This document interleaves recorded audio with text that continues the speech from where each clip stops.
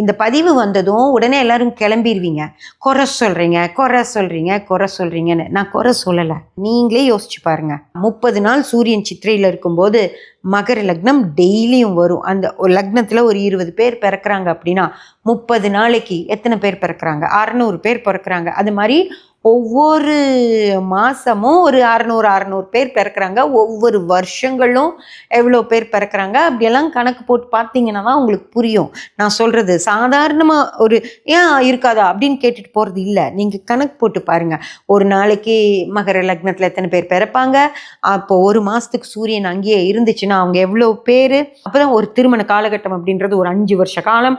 அந்த 5 வருஷ காலத்துலேயும் நல்லவனை செலக்ட் பண்ணுறதுன்னா 5 வருஷ காலம் எவ்வளவு பேர் அதே நாளில் சூரியன் இருக்கவங்க எத்தனை பேர் பிறந்திருப்பாங்க அப்படின்னுலாம் நீங்கள் கணக்கு போட்டு பார்க்குறப்போ அவ்வளோ பேர் வருவாங்க.